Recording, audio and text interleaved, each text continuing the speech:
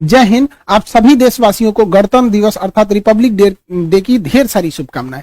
हम ये समझते हैं कि इंडिपेंडेंट डे, संविधान दिवस और रिपब्लिक डे सब में क्या अंतर होता है, इसको थोड़ा बारीकी से समझते हैं। और संविधान को 2 महीने लेट क्यों किया गया, बना के उसे लागू क्यों नहीं किया गया था, 2 महीने बाद क्यों लागू किया गया। देखिए, 15 अगस्त 1947 को हम आजाद हो गए, हम अंग्रेजों से आजाद हो गए। हालांकि उस समय भी हमारे ऊपर फ्रांस का कब्जा था और पुर्तगालियों का कब्जा था। तो वो लोग पुर्तगाली फाइनली 1961 में गए हैं सब, गोवा को आजाद करके। सबसे बाद में गोवा आजाद हुआ है। तो हम लोग तो आजाद हो गए थे, लेकिन बात यहाँ ये आती है कि आजाद हम अंग्रेजों से हो गए थे, लेकिन हमारे ऊपर किसी का शासन ही नहीं था। तो हमारे ऊपर कौन शासन करेगा, ये कोई डिसाइड नहीं था। इसलिए 15 अगस्त 1947 को हम आजाद हो गए थे, इसलिए उस दिन हम आजादी दिवस, इंडिपेंडेंट डे मनाते हैं। लेकिन हम लोग के ऊपर अंग्रेज कहे थे कि हम आपको फाइनली छोड़ के तभी जाएंगे जब आप संविधान बना लेंगे तब। तो हम लोग संविधान 1946 से 1949 के बीच में बनाए, जो फाइनली बन के तैयार हुआ 26 नवंबर 1949 को। इसलिए 26 नवंबर 1949 को हम कहते हैं संविधान दिवस। तो आजाद हो गए, संविधान हो गया यहाँ पे। लेकिन जब तक ये संविधान लागू नहीं हो जाता, हम कैसे कहेंगे हमारे ऊपर किसका शासन चल रहा है। रियलिटी में देखिएगा हमारे ऊपर किसका शासन है, संविधान का।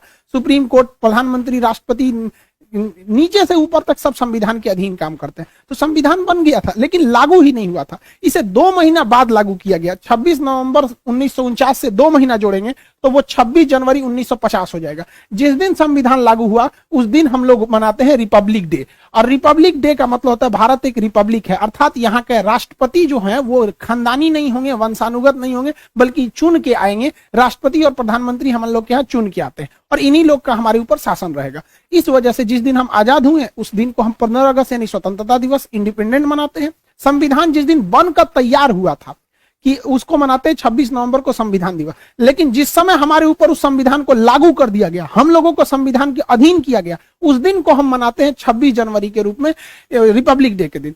यह हम टोटल मैटर ये समझिए कि इसे 2 महीना लेट क्यों किया गया था, ये समझना है। तो अब हम इतिहास में चलते हैं, क्यों इतना लेट हुआ था। एक्चुअली जब द्वितीय विश्व युद्ध चल रहा था तो उस समय इंग्लैंड को बहुत ज्यादा क्षति हुई थी। जर्मनी ने धो दिया था, लंदन पर 15 दिन 15 रात बिना रुके बम गिराया था। तो इंग्लैंड की जनता जो थी युद्ध से पूरी तरह त्रस्त थी। वहां कंजर्वेटिव पार्टी की सरकार थी, विंस्टन चर्चिल प्रधानमंत्री थे। उसी समय विपक्ष में जो थे लेबर पार्टी की थी, जिसके नेता थे क्लीमेंट एटली। तो क्लीमेंट एटली ने कहा था कि अगर हमारी सरकार आएगी तो हम भारत को स्वतंत्र कर देंगे। तो भारतीयों ने भी उनका समर्थन किया था और क्लीमेंट एटली की जब सरकार बनी तो वो भारतीयों को स्वतंत्र करने के पक्ष में आ गए। उन्होंने अपने 3 कैबिनेट मंत्री, आप देखते होंगे भारत में भी कैबिनेट मंत्री होते हैं, जैसे रक्षा क्षेत्र के कैबिनेट मंत्री राजनाथ सिंह है, विदेश मंत्रालय के कैबिनेट मंत्री एस जयशंकर साहब है। तो अलग अलग कैबिनेट मंत्री होते हैं। तो उन्होंने अपने 3 कैबिनेट मंत्रियों को भारत भेजा, जिसको 1946 में वो भारत आए थे, जिस वजह से इसे कहा गया कैबिनेट मिशन। अब ये कैबिनेट मिशन जो था इसमें 3 सदस्य थे। एक का नाम था क्रिप्स, अलेक्जेंडर और लॉरेंस। ये ट्रिक याद रखिएगा, एग्जाम में पूछता है। क्रिप्स, अलेक्जेंडर और लॉरेंस, ये 3 सदस्य थे। इसका लीडर कौन था, तो इसका भी ट्रिक है। एल से होता है लीडर, एल से हो जाएगा पैंथिक, लॉरेंस। तो लॉरेंस ही इसका लीडर था। एग्जाम प्रोस्पेक्टिव से इसे याद रखिएगा, डेट और किसमें कितने सदस्य थे। ये 3 लोग हैं, इन्होंने भारत को 3 बड़े काम करने को दिए। पहला, इन्होंने कहा कि आप अंतरिम सरकार बना लीजिए और अगले 5 सालों तक आप सीखिए कि सरकार कैसे चलाया जाता है। इसलिए आप देखिएगा हमारे यहाँ चुनाव, आजाद हो गए थे हम लोग 1947 में, लेकिन हमारे यहाँ प्रधानमंत्री का चुनाव हुआ 1951 में, बने प्रधानमंत्री 52 में। यानी ये 5 साल जो सरकार चली थी वो अंतरिम सरकार चली थी, हम लोग की ओरिजिनल सरकार नहीं थी। ये अलग टॉपिक है, इसको हम आपको एप्लीकेशन के क्लास में पूरा समझा दिए। मेन आते हैं संविधान पे। इसी कैबिनेट मिशन में इन लोगों ने कहा कि आप लोग अपना एक संविधान बना लीजिए, जब तक संविधान पूरी तरह से लागू नहीं हो जाता हम आप लोग की देखरेख करेंगे, जैसे लागू हो जाएगा हम चले जाएंगे।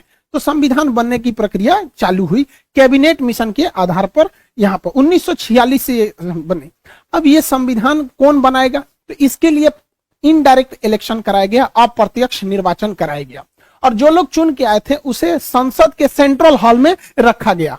आज भी संविधान में आज भी भारतीय संसद में कोई परंपरा होती है, कोई शपथ ग्रहण लेता है या कोई विदेशी मेहमान आता है तो सेंट्रल हॉल में ही उसे बैठाया जाता है। तो सेंट्रल हॉल में बैठ के संविधान को लिखा गया था। संविधान सभा में जो इलेक्शन हुए थे, ये एग्जाम में अक्सर क्वेश्चन पूछता है, ये चुनाव अप्रत्यक्ष रूप से किया गया था। इसमें जब संविधान सभा में चुनाव चल रहा था तो 1946 में संविधान सभा का जो गठन किया गया, उस समय 389 सदस्य थे, क्योंकि उस समय अखंड भारत था, ना बांग्लादेश टूटा हुआ था, यानी पूर्वी पाकिस्तान भी नहीं था और पश्चिमी पाकिस्तान भी नहीं था। टोटल 389 लोग मिलकर संविधान को बना रहे थे। लेकिन अगले ही वर्ष संविधान भारत का विभाजन हो गया, तो जो लोग पंजाब पाकिस्तान से चुन के आए थे वो यहां से चले गए वहां पर, जिसमें सबसे प्रमुख आप लियाकत अली का नाम सुनेंगे। लियाकत अली भारत से मतलब वित्त मंत्री थे, बाद में जाकर उधर पाकिस्तान चले गए। 1947 में जब देश का विभाजन हुआ तो 1947 में देश का विभाजन के बाद केवल 299 सदस्य ही बच गए, ये याद रखिएगा। और यही लोग मिलकर पूरे संविधान को आगे बताते गए। 47 में लिखा गया, कुछ 48 में, 49 में। फाइनली जब संविधान पर हस्ताक्षर करने की बात आई तो 1950 तक, 24 जनवरी 1950 को जब फाइनल हस्ताक्षर हो रहा था तो कई लोगों की देहांत हो चुका था। फाइनली बचे थे लोग 1950 में 284 लोग। तो फाइनली संविधान पर जो 13 किलो का हमारा संविधान है, ओरिजिनल संविधान 13 किलो का है, उस पर जो हस्ताक्षर है वो 284 लोगों का ही है। हालांकि बचे थे इतने लोग, ये लोग तो देहांत से गए थे, जिसमें 15 महिलाएं हैं। तो सोचिए, महिलाओं के हम लोग महत्व को कभी नहीं भूल सकते हैं। संविधान बना कैसे, तो इसके लिए अलग अलग कमेटी बनाई गई और उनकी जिम्मेदारी सौंपी गई कि आपकी ये कमेटी है, आपकी ये जिम्मेदारी रहेगी। राज्यों को कैसे चलाना है, ये राज्य कमेटी है, आप बताइएगा। तो अलग अलग करके ऐसे कुल 13 समितियों को बनाया गया था। 13 कमेटी बनी थी जो सहमति से अपना डिसीजन लेती थी, सर्वसहमति से नहीं होता था। सहमति जिसमें ज्यादातर लोगों की सहमति है, वही डिसीजन को मान लिया जाता था। इस समितियों में सबसे प्रमुख जो समिति थी उसका नाम था प्रारूप समिति, इंग्लिश में कहते हैं ड्राफ्टिंग कमेटी। इस ड्राफ्टिंग कमेटी के जो अध्यक्ष थे वो भीमराव अंबेडकर साहब थे। बहुत ही विद्वान, मतलब हम क्या कहें इनकी विद्वता के बारे में, उतना शब्द ही नहीं है हमारे पास। इन्होंने पूरे कमेटियों में आपस में कोऑर्डिनेशन बनाया, कहां क्या गलत है क्या सही है उसको सुधार कराया। तो भीमराव अंबेडकर 13 समितियों में जो सबसे प्रमुख समिति थी प्रारूप यानी ड्राफ्टिंग समिति, उसके चेयरमैन थे, जिस वजह से इन्हें फादर ऑफ इंडियन कॉन्स्टिट्यूशन के नाम से भी जाना जाता है। इसके अस्थायी सदस्य भले 2 दिन के लिए सच्चिदानंद सिन्हा थे, लेकिन अस्थायी रूप से राजेंद्र प्रसाद संविधान सभा के अध्यक्ष थे। इन्हीं के देखरेख में संविधान सभा अध्यक्षता करते थे। आप बैठिए, आप अपना डिसीजन सुनाइए, इस तरह से। और संविधान सभा के जो सलाहकार थे वो बी.एन. राव थे। बी.एन. राव बहुत ही विद्वान थे। इन्होंने विदेशी संविधानों का अध्ययन करके जहां से भारत में अच्छा लगा उन्हें समावेशित किया। इनकी विद्वता से को आप ऐसे ही अंदाजा लगा सकते हैं कि इन्होंने म्यांमार के संविधान बनने में भी मदद किया था बी.एन. राव ने। इस तरह से संविधान बना। संविधान को बनने में लगभग 3 साल लग गए थे। 1946 से चालू हुआ और 1949 में फाइनली बन के तैयार हुआ था। इसे याद रखने का ट्रिक क्या है, 3 साल में तैयार हुआ था। 1 साल में कितने महीने होते हैं, 12 महीने। तो 1 साल में 12 महीने, आप 3 साल में ना 12 घटा दीजिएगा। जब आप 3 साल में 12 घटाते हैं तो बचता है 2 साल 11 महीने और 18 दिन। तो ये ट्रिक के तौर पे आप याद रखेंगे। 2 साल 11 महीने 18 दिन में टोटल संविधान बनकर रेडी हो गया था। जब संविधान बना था तो उस समय संविधान के कुल चैप्टर यानी भाग की संख्या 22 थी। एबीसीडी जोड़ जाड़ के कभी मूल कर्तव्य डाल दिए, कभी कुछ डाल के वर्तमान में 25 हो गए हैं। जो अनुच्छेद यानी आर्टिकल थे वो 395 ही ओरिजिनली हैं। एबीसीडी उसका जोड़ के 448 हो गया। ये आगे बढ़ते ही जाएगा यहाँ पर, लेकिन संख्या नहीं बढ़ेगी, एबीसीडी ही करके जोड़ा जाता है। जब अनुसूची यानी शेड्यूल थे वो 8 थे। वर्तमान में अनुसूचियों की संख्या टोटल जो हो गई है वो 12 हो गई है। तो इस तरह से संविधान को बनाया गया। इतने मेहनत अपने प्रयास के बाद से फाइनली भारत का संविधान बना, जो दुनिया का सबसे बड़ा लिखित संविधान हो गया। अब इसको बन के तैयार हो गया 26 नवंबर 1949 को। इस दिन हम लोग मना लेते हैं संविधान दिवस।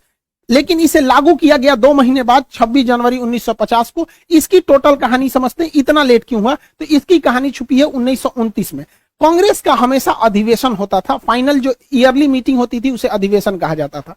तो कांग्रेस का इसी तरह से लाहौर अधिवेशन हो रहा था दिसंबर 1929 को। साल का अंत चल रहा था। दिसंबर 1929 को उसकी अध्यक्षता पंडित जवाहरलाल नेहरू कर रहे थे।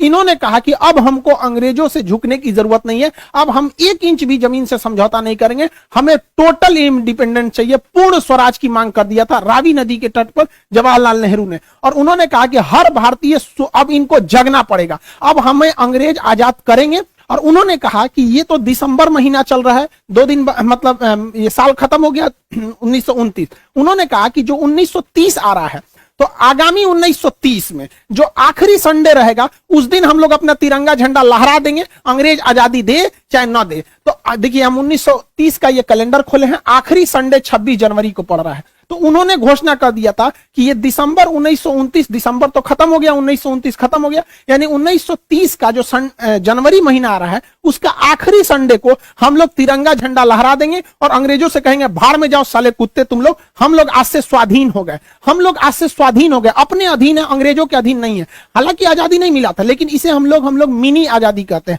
मिनी इंडिपेंडेंट बोला जाता है। 26 जनवरी को हम लोग 1930 में झंडा ठोक दिए और उस दिन से हम लोग मनाने लगे स्वाधीनता दिवस। और जवाहरलाल नेहरू ने कहा था हर वर्ष इसे मनाया जाएगा और अंग्रेजों को मिर्चा लगाया जाएगा, जितने जलेंगे उतने जलाया जाएगा। तो हर साल भारतीय 26 जनवरी को क्या मनाते थे? स्वाधीनता दिवस। वो 1930 से पहला स्वाधीनता दिवस मनाए, 31 में भी बनाए, 32 में भी बनाए, ऐसे लगातार बनाते गए स्वाधीनता दिवस। इवन जब देश आजाद भी हो गया था ना 1947 में, उस वर्ष भी बनाया गया, उसके बाद 48 में भी मनाया गया स्वाधीनता दिवस, और 26 जनवरी 1949 को भी स्वाधीनता दिवस मनाया गया था।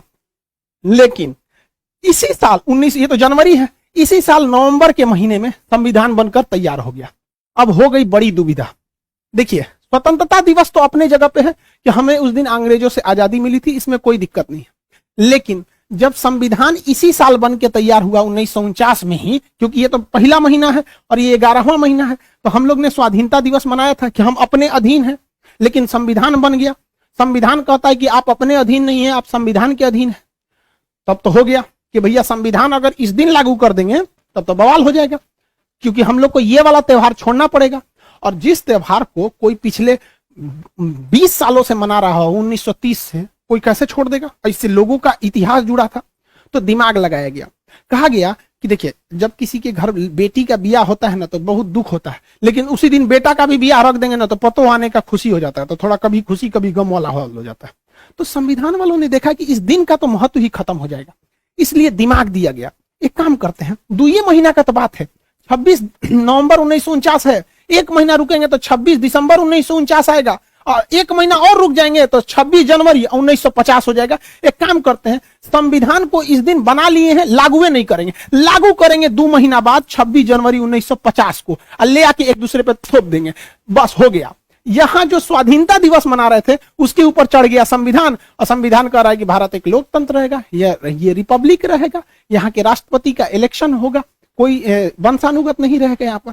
तो ये हो गया स्वाधीनता दिवस। तो जानबूझकर इस स्वाधीनता दिवस को बचाने के लिए इसको इसके ऊपर थोप दिया गया, वरना इसका महत्व कम हो जाता है, क्योंकि हम संविधान के अधीन हो जाते। तो ये था टोटल संविधान को बनाने का। तो हम लोग 26 जनवरी आज ही के दिन संविधान को लागू कर लिए, हालांकि बना लिए थे 2 महीना पहले। तो हम लोगों ने इसे 2 महीना इसीलिए लेट किए कि हमारा 26 जनवरी यानी स्वाधीनता दिवस बरकरार रहे। इस दिन राजपथ पर परेड होता है, इस दिन ज्यादातर हथियारों को प्रदर्शित किया जाता है, हमारी क्या क्या डिफेंस में है, क्या क्या नए नए आविष्कार हैं, एक तरह का शक्ति प्रदर्शन कर लीजिए, इस चीज को हम लोग कह सकते हैं शक्ति प्रदर्शन। दुश्मन डरे, देखो हम लोगों ने क्या किया है, मिसाइल, तोप, टैंक सब यहाँ पर दिखाए जाते हैं। और मुख्य अतिथि के तौर पर भी बुलाया जाता है। राष्ट्रपति तो झंडा फहराते ही है, प्रधानमंत्री भी रहते हैं, तीनों सेनाओं के अध्यक्ष भी रहते हैं, और मुख्य अतिथि को ही बुलाया जाता है। ये शुरू से ही परंपरा रही है, चाहे कलाम साहब हमारे राष्ट्रपति रहे हों, चाहे प्रणब मुखर्जी जी रहे हों, या रामनाथ कोविंद साहब रहे हों, हमेशा कोई ना कोई मुख्य अतिथि आता है। इससे क्या होता है कि उस देश से हमारा घनिष्ठता को भी दर्शाता है कि हम जो करीबी देश है उसी को ही मुख्य अतिथि बनाते हैं।